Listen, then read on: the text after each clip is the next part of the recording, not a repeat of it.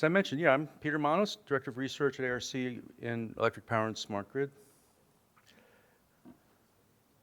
We have a great panel of both end users as well as solution provider panelists for the subsequent Q&A session.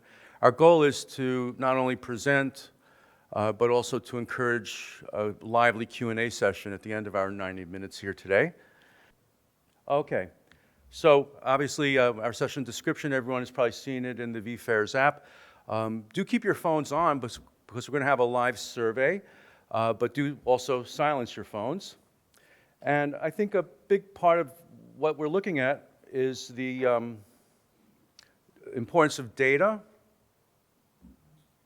and the fact that advanced analytics and machine learning are playing an increasingly critical role as asset owner-operators evolve along the chain of improvements that you've all seen for many years, right? I mean, you can go back 20 plus years ago to CMMS, computerized maintenance management systems, and there were these similar hierarchies of improvement.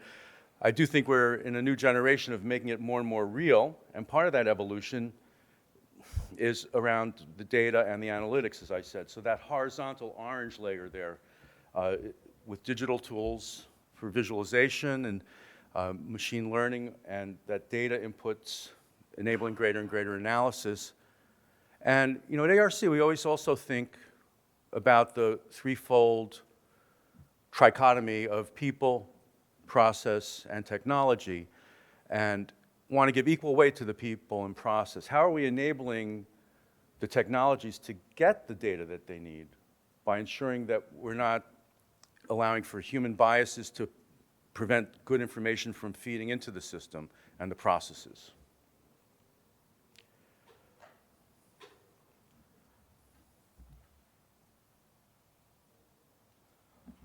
You may have seen in previous sessions our survey of 546 industrial manufacturing decision makers. I like to think in terms of the win-win of that fourth item on the ranked items of importance: sustainability, decarbonization, and ethical sourcing. And the fact that the items above that on the list, when you improve those things, you're also often improving your capacity of your organization to address sustainability. Gavin, could you advance 3, please?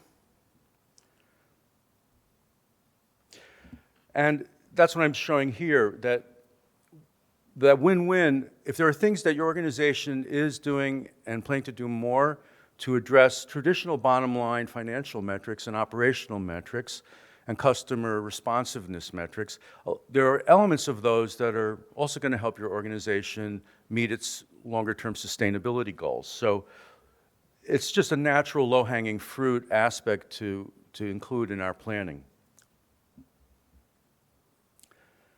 So there's going to be a Slido. Get your phones ready. I'm going to read these 6 questions, and I ruthlessly plagiarized it from our next presenter, Maulik Patel at Dow. He had this as an item on one of his slides, and he let me work it into a survey. And the structure of the survey is these items. I'm going to ask you to pick your top 3 in rank order. Pick your first most important, then your second, and then your third.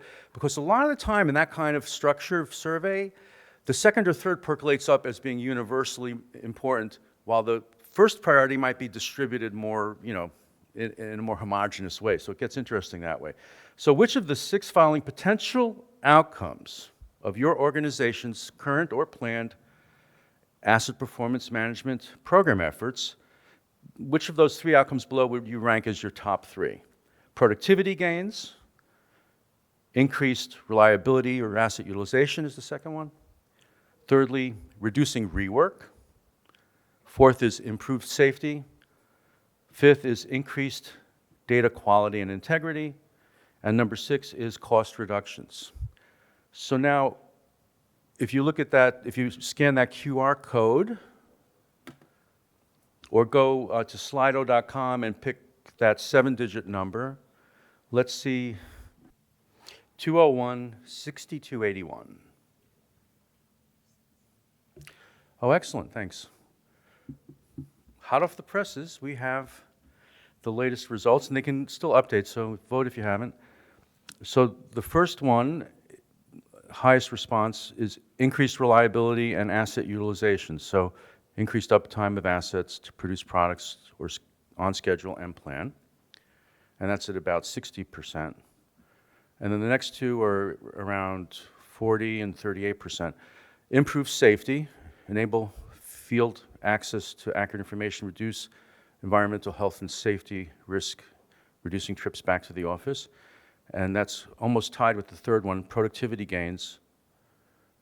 And the fourth one is actually almost the same as productivity, and is actually now the third one is cost reductions. So increased reliability is number one, improved safety number two, cost reductions is slightly ahead of productivity gains.